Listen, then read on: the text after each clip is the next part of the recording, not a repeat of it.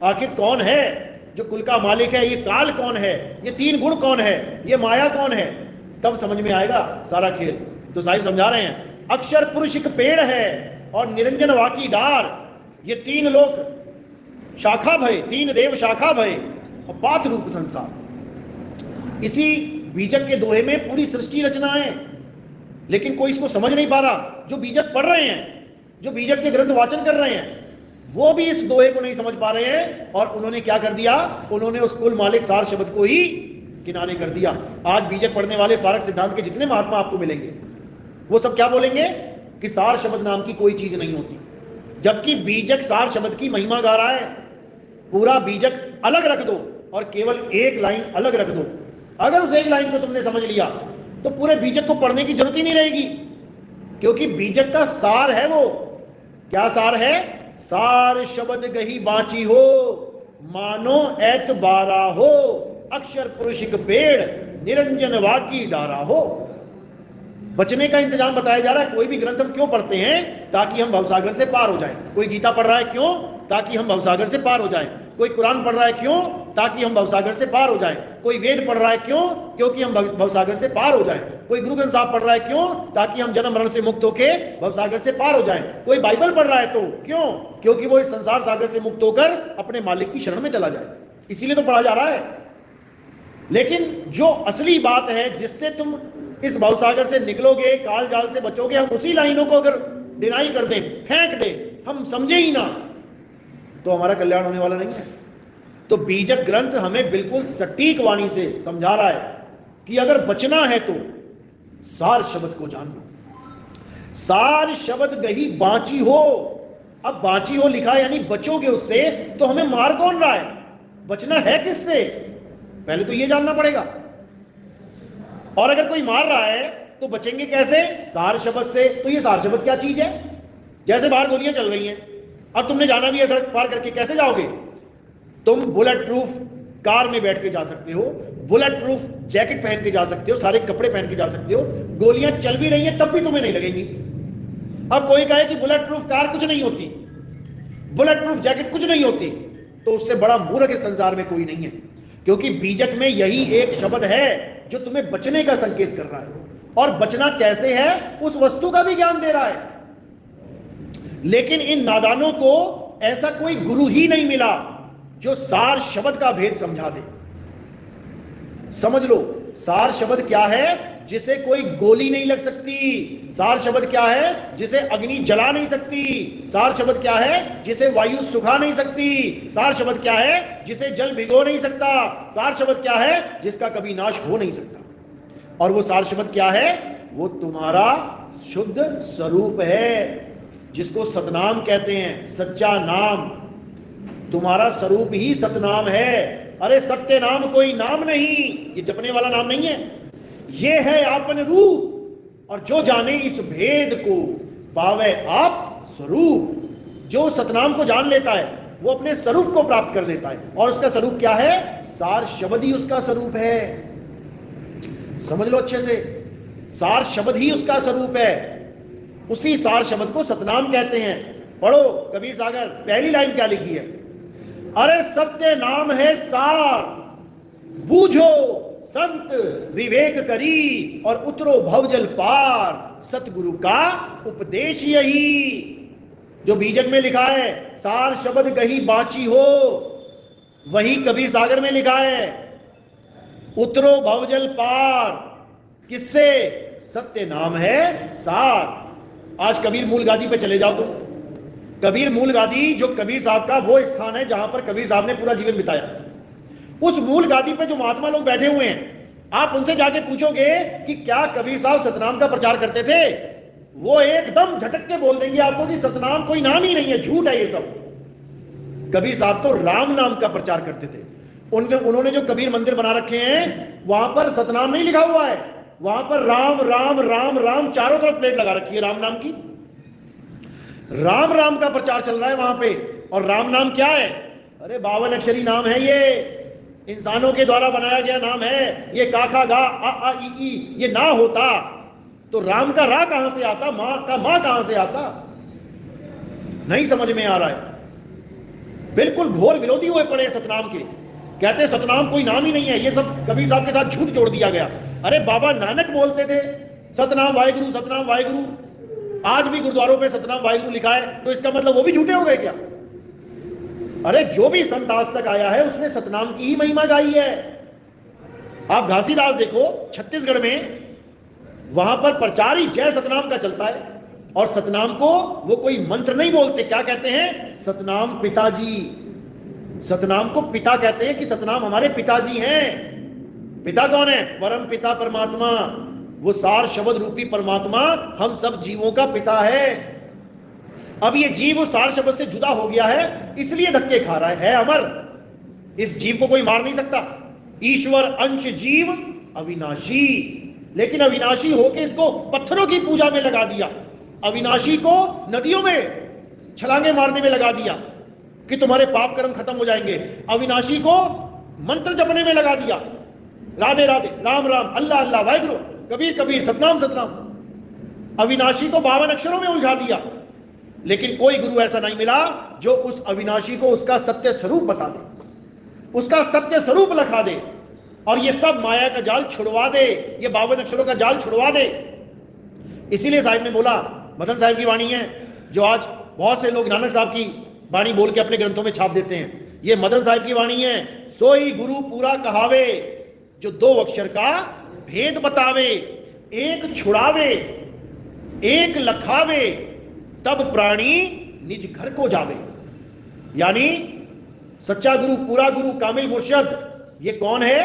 जो 2 अक्षर का भेद बतावे। वो 2 अक्षर कौन से हैं? एक इंसानों के द्वारा बनाए गए अक्षर हैं, हिंदी के, पंजाबी के, उर्दू के, फारसी के, जर्मन, इटालियन, फ्रेंच, कंबोडियन, पता नहीं कितने देश और कितनी भाषाएं हैं।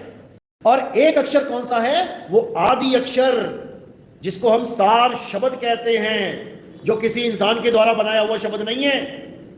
उस आदि अक्षर का लखाव करा दे। वाणी में समझा रहे हैं कि 52 अक्षर जीव आधारा। इंसान ने जो शब्द बनाए हैं, अक्षर बनाए हैं, वो जीव के आधार से चलते हैं। तुम्हारी कोई जीव काट दे, तुम्हारे जीवन से सारे अक्षर लपू चक्कर हो जाएंगे, सब खत्म। गूंगे की भाषा देख लो कैसी होती है, अब वही भाषा चलेगी। तो कह रहे 52 अक्षर जीव आधारा, आदि अक्षर जीभ्या से न्यारा। जो आदि अक्षर है, जीभ्या से न्यारा है, वही सार शब्द है। तो सच्चा गुरु क्या करता है? सोई गुरु पूरा कहावे, 2 अक्षर का भेद बतावे, एक छुड़ावे, ये 52 अक्षरों को छुड़वा देगा। एक लखावे, उस आदि अक्षर, उस आत्म स्वरूप, उस सत्य तत्व का लखाव करा देगा, उस निअक्षर निज नाम का लखाव कराएगा। तब प्राणी निज घर को जावे, तब प्राणी अपने निज घर यानी अपने सत्य स्वरूप में समा जाएगा। कैसे समाएगा? जैसे कुरुम यानी कछुआ अपने आप में समा जाता है, वो ना कहीं आता है ना कहीं जाता है।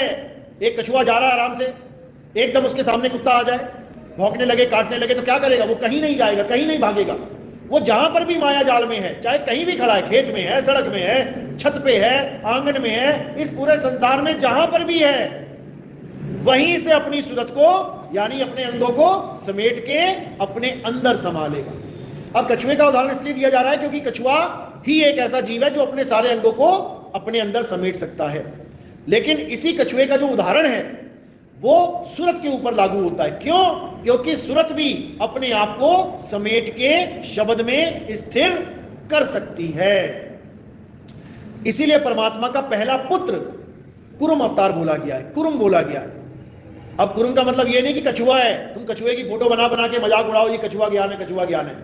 तुम कभी फोटो बना ही नहीं सकते 16 पुत्रों की, और जो फोटो बना रहा है परमात्मा के 16 पुत्रों की, वो महामूर्ख है, क्योंकि 16 गुण हैं। तुम गुण की फोटो नहीं बना सकते। प्रेम एक गुण है, बना के दिखाओ फोटो प्रेम की। सत्य स्वभाव एक गुण है, बना के दिखाओ जरा।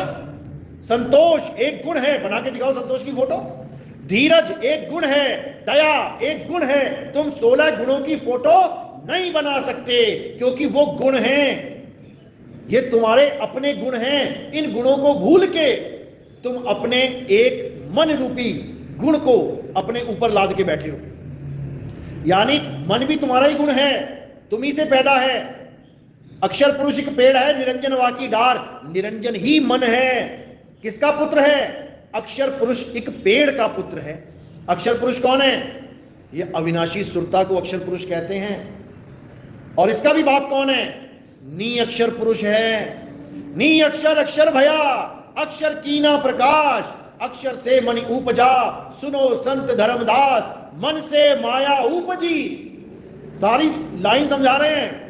माया त्रिगुण रूप और 5 तत्व के महल में ये बांधा सकल स्वरूप। ये पूरी सृष्टि रचना है। इस मन को पैदा करने वाला कौन है? अक्षर पुरुष। ये सुरता ही मन को पैदा करती है। और मन आगे क्या करता है? मन माया को पैदा करके 3 गुणों को पैदा कर देता है, यानी सारी संरचना बना देता है। एक पल में तुम इस शरीर से छोड़ निकलते हो, दूसरा शरीर धारण करवा देता है साथ के साथ। जैसे तुम सोने जाते हो, जैसे ही तुम्हारा ध्यान इस शरीर से हटा, कहां चले गए? सूक्ष्म शरीर में चले गए।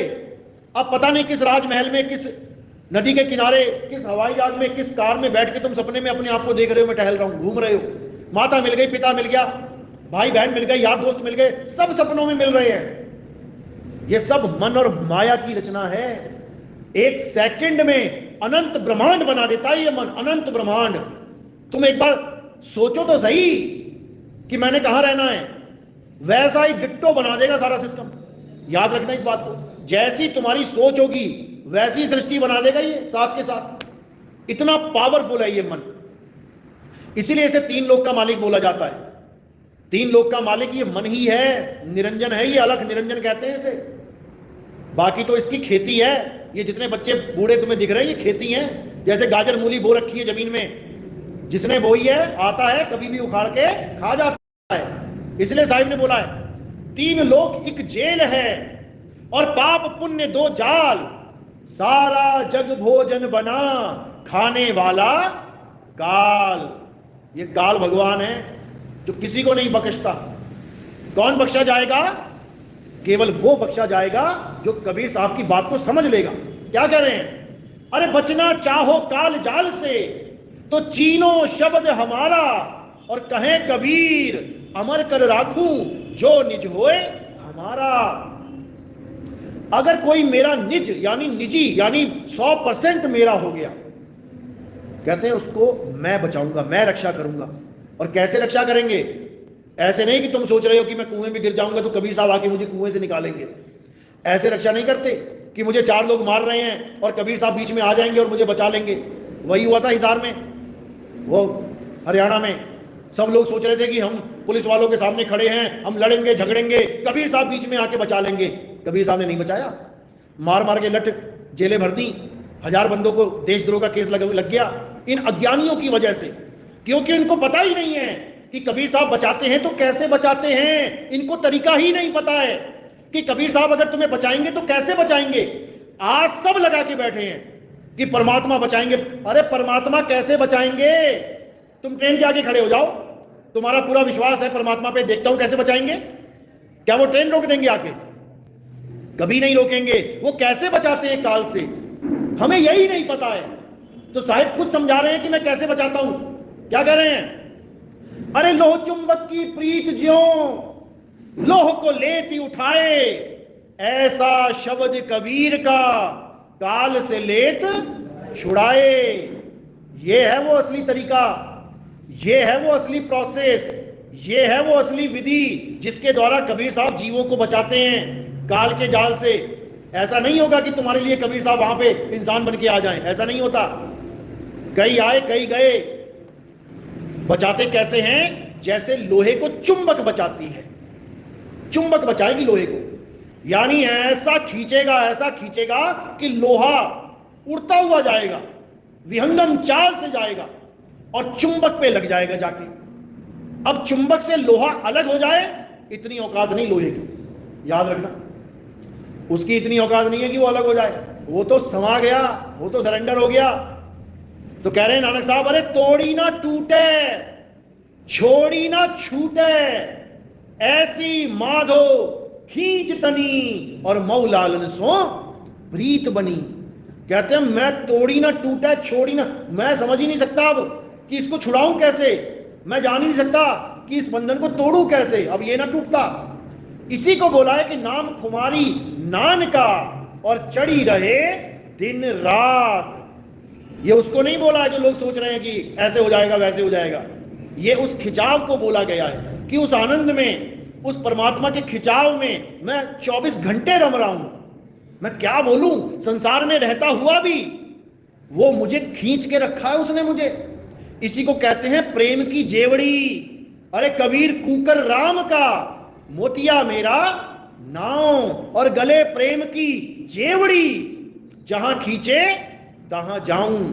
यानी मेरे गले में जो डोर बांध दिया उसने, अब मेरा बस नहीं चलता कि डोर बंधी हुई है और मैं अपने मन से कहीं भी जा रहा हूं। अब जो डोर बंधी हुई है वो डोर के द्वारा मैं खींचा चला जा रहा हूं। अब मेरी अपनी कोई इच्छा, मेरी अपनी कोई हैसियत, मेरा अपना कोई रुतबा रह ही नहीं गया। मैं तो कुकर बन गया मालिक का। लेकिन लोग इसको नहीं समझ पाते। लोग क्या कर रहे हैं, लोग अपने मनमाना आचरण, अपने मन की कही, अपने मन के द्वारा फैले हुए भरमजाल में फंसे पड़े हैं। कोई समझने की कोशिश ही नहीं कर रहा है। सब अपने मन को गुरु बना के बैठे हैं। क्यों? क्योंकि आजकल ट्रेंड चला हुआ है, यूट्यूब में से 4, 5, 10 सत्संग सुनो महात्माओं के और उसके बाद अपना यूट्यूब चैनल बना के बैठ जाओ। आजकल ये ट्रेंड चला हुआ है और ये ट्रेंड चलना ही था, क्योंकि कुरान पाक में भी लिखा है, हदीसों में लिखा है कि जब वो आखिरी पैगंबर यानी आखिरी ज्ञान इस दुनिया में आएगा। पैगंबर का मतलब क्या होता है? अंबर से पैगाम आना, यानी आसमान से फरमान आना। इसलिए कुरान को आसमानी किताब बोला जाता है कि वो धरती पे नहीं लिखी गई है, वो आसमान से आई है। तो जो आसमान से कोई पैगाम आता है और उसको कोई देता है तो उसको पैगंबर कहते हैं, पैगंबर। तो ये हदीसों में लिखा है कि जब वो असली ज्ञान आएगा उस समय इतने गुरु बन के बैठे होंगे, इतने लोग ज्ञान दे रहे होंगे कि तुम्हें समझ में ही नहीं आएगा कि असली कौन है नकली कौन है। ये दर्ज है वहां पे कि इतने गुरु बन के बैठ जाएंगे लोग कि तुम्हारी बुद्धि चकरा जाएगी। क्यों? क्योंकि यही दज्जाल का खेल है, ये काल भगवान का खेल है कि सत्य के सामने असत्य रूपी पौंड्रक हजारों खड़े कर देगा। कृष्ण जी एक थे ना, लेकिन बिल्कुल डिट्टो पौंड्रक बना बैठा था कृष्ण। उसने भी 4 हाथ डेवलप कर लिए थे, 2 नकली लगा लिए थे। उसमें गदा पकड़ ली, शंख पकड़ लिया, कमल का फूल पकड़ लिया, आशीर्वाद भी दे रहा है। लेकिन पौंड्रक कभी कृष्ण नहीं हो सकता। पौंड्रक पकड़ा जाएगा, नकली माल पकड़ा जाएगा। भले तुम किसी साहूकार के यहां से असली ब्रांडेड माल चोरी करके ले आओ, लेकिन तुम दुकान खोल के बैठोगे तो साहूकार नहीं कहलाओगे। क्या कहलाओगे?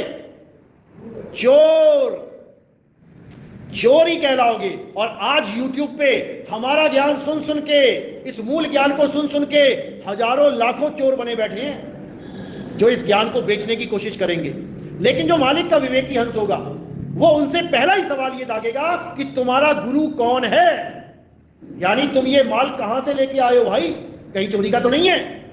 आज तुम एक मोबाइल लेने जाते हो किसी भी दुकान पे तो पहले क्या मांगते हो? सेकंड हैंड मोबाइल वाली दुकान हो ना, और दुकानदार तुम्हें कहे जी मोबाइल है पर इसका बिल नहीं है, तुम क्या क्या कहोगे? भैया ये जोड़े हाथ, पता लगा इसी मोबाइल से कोई कांड करके आया है, कोई कत्ल करके आया है, इसका EMI नंबर पुलिस वालों के पास है और मैं अपनी सिम डालूं और सीधे ट्रैक हो जाए और मैं जेल चला जाऊं। भैया ये जोड़े हाथ, मुझे तुम्हारा मोबाइल नहीं चाहिए। समझ लो। इसी प्रकार जो भी YouTube पे बैठे हुए गुरु घंटाल, आप केवल उससे सवाल पूछो कि आपका गुरु कौन है, ये ज्ञान आपको किसने दिया है। जो अपने गुरु का नाम नहीं बता पाएगा, समझ जाना वो चोर है। वो चोरी का माल लेके आया है, और चोरी का माल बेचना और चोरी का माल खरीदना ये दोनों जुर्म हैं।